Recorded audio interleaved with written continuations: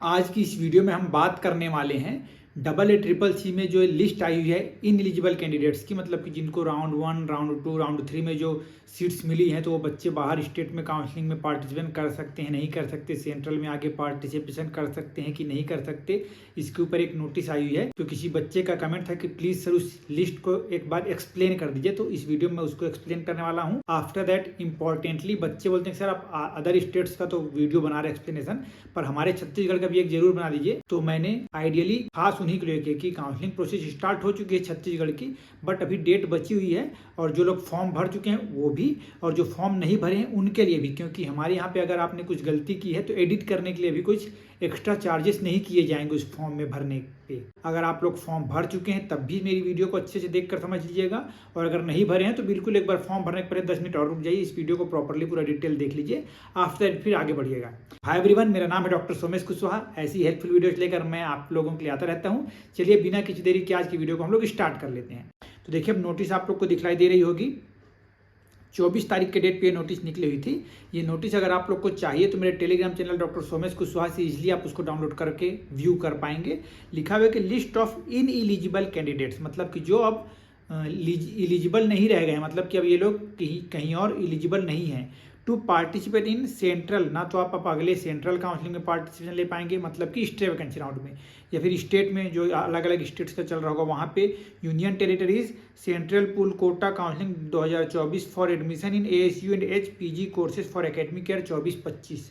तो ये लिस्ट आ गई है ऐसे इन एलिजिबल बच्चों की जो जिनको सीट मिली है। अब आगे थोड़ा डिटेल में पढ़ लेता हूँ, फिर आगे आपको एक्सप्लेन करता हूँ कि AACCC ministry of AYUSH is publishing the list of candidates not eligible to participate in AYUSH PG counselling, मतलब कि इस लिस्ट में जिसका भी नाम है वो आगे कहीं के भी काउंसलिंग में पार्टिसिपेशन के लिए एलिजिबल नहीं है। पहले बात तो आप ये अच्छे से समझ लीजिए। तो फाइनली अगर आपने कहीं पे भी कोई काउंसलिंग में भाग लिया होगा अभी तक, तो एक बार इस लिस्ट में अपना नाम को चेक कर लीजिए। अगर इस लिस्ट में आपका नाम दिख जाता है मतलब आप आगे के काउंसलिंग में पार्टिसिपेशन के लिए इन एलिजिबल हो जाते हैं। ठीक, PG counselling conducted by central state UT counselling authorities in the enclosed list the data of the following candidates are as follows. तो ये क्या लिखा हुआ है कि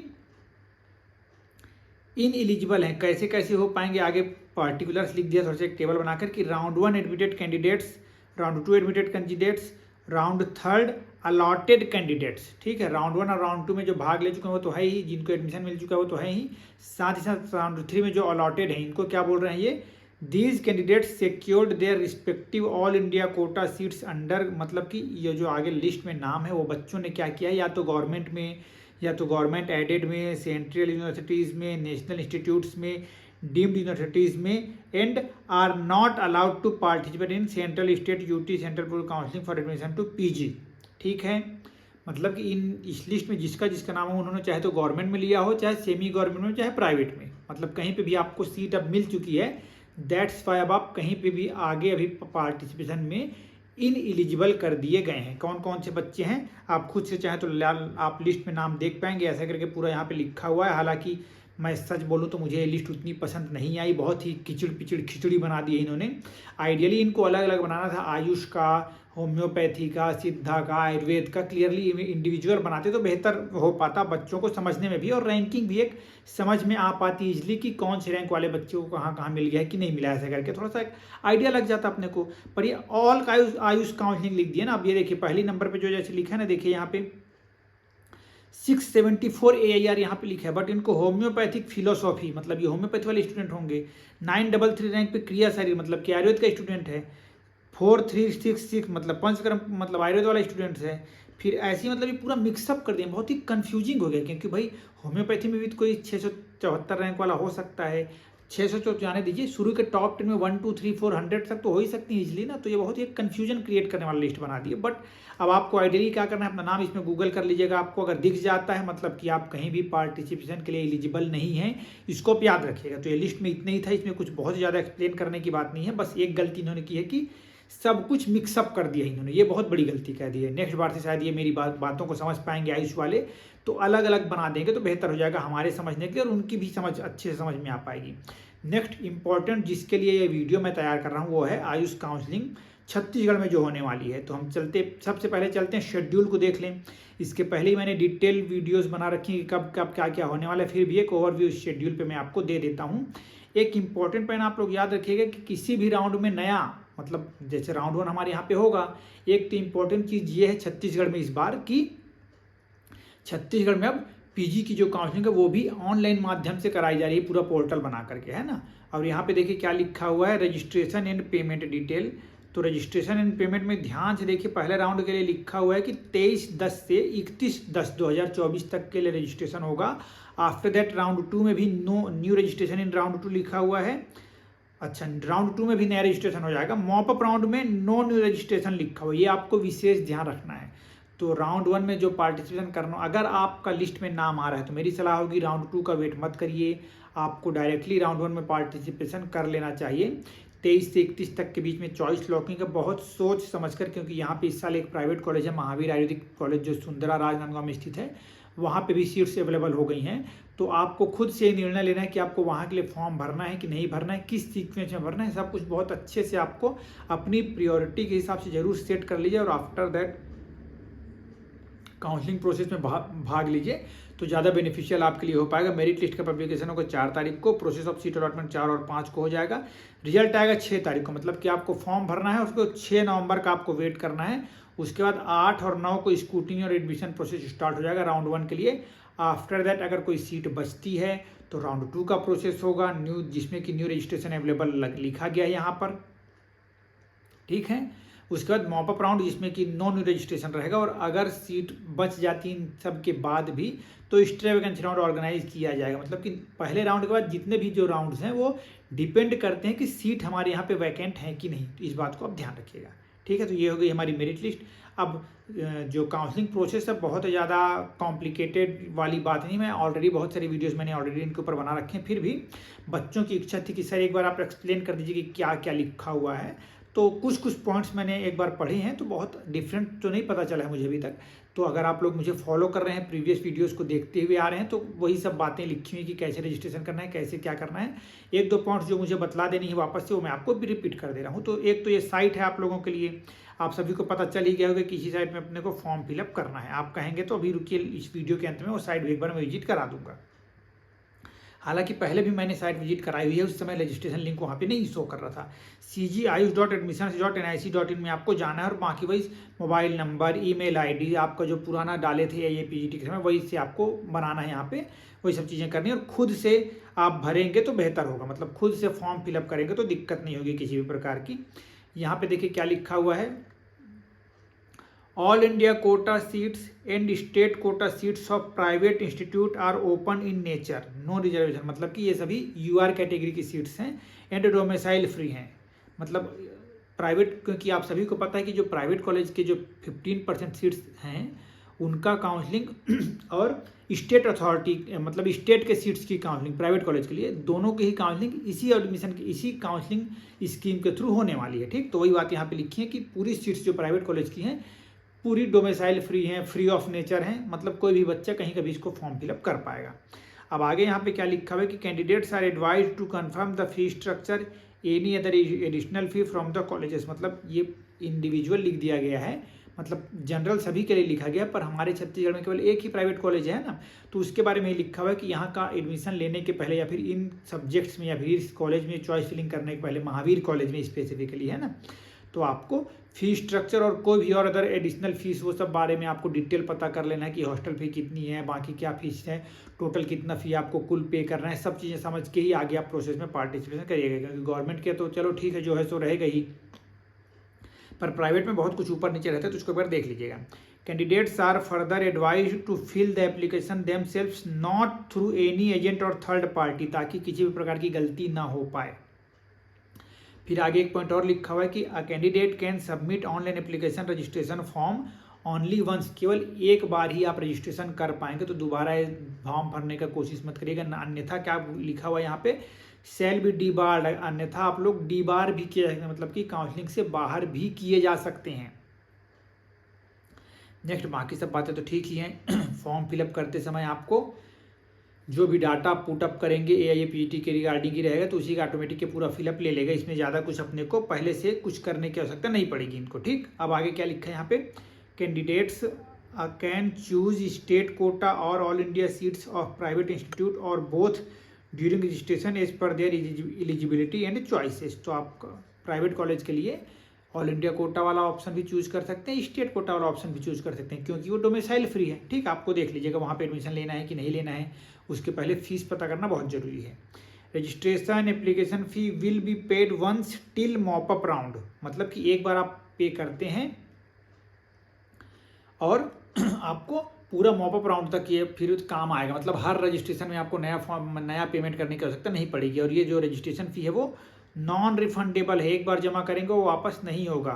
अ fresh registration if seats remain vacant after mop up round will be done in stray vacancy round. अगर stray vacancy round होता है वो तभी होगा जब मॉपअप राउंड के बाद भी सीट खाली रह जाती हैं तो।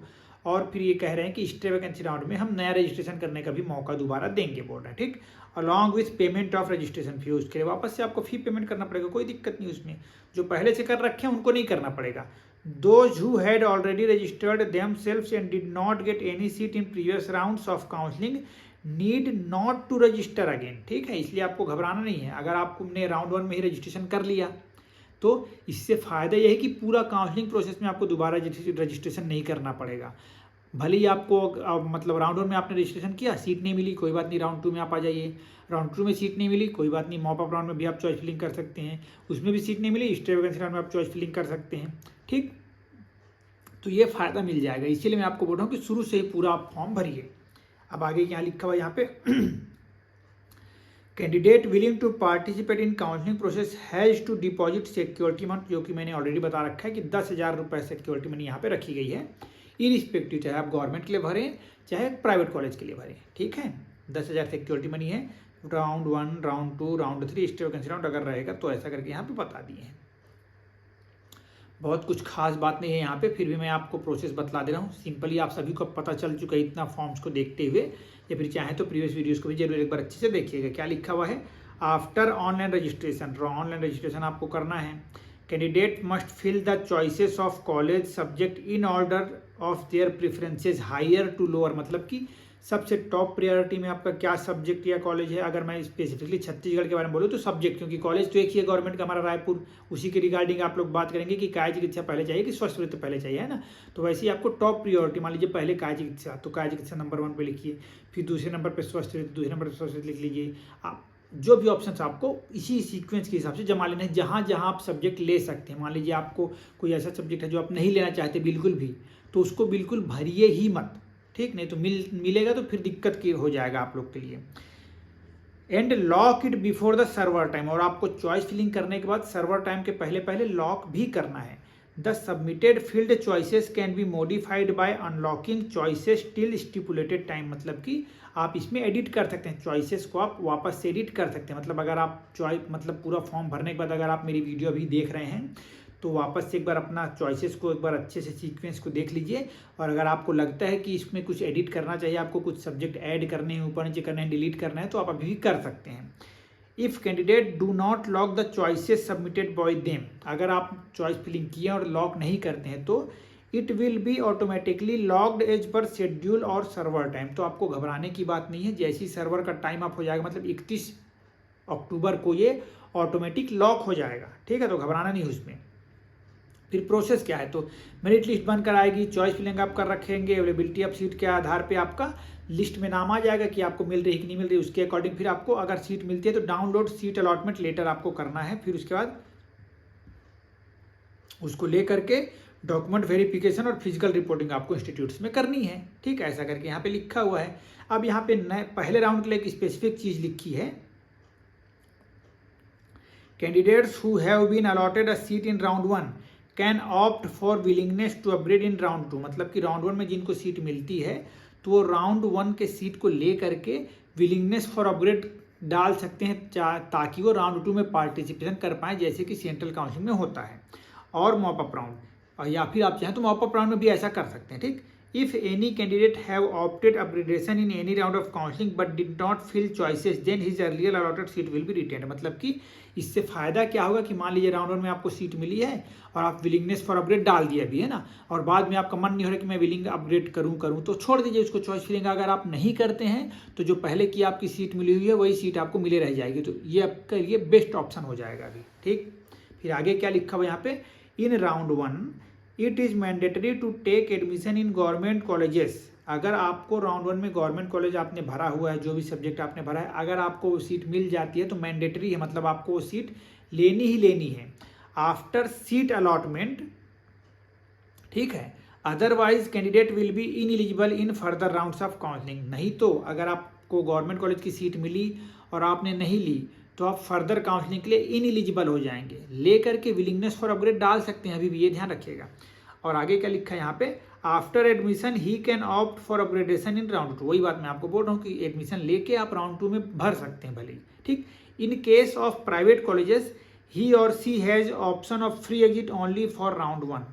और अगर आपको राउंड 1 में ही प्राइवेट कॉलेज मिलता है, आपने अपने चॉइस फिलिंग में महावीर कॉलेज भी भर रखा है ना, वो आपको मिल जाता है पर आपको अभी उसको लेना नहीं है, तो आप राउंड 1 में फ्री एग्जिट का ऑप्शन आपको दिया गया है। प्राइवेट कॉलेज अगर आपको मिलता है तो आप उसको छोड़ सकते हैं। ठीक, और फ्री एग्जिट कैसे होता है, ज्वाइन करने नहीं जाएंगे वही फ्री एग्जिट हो जाती है।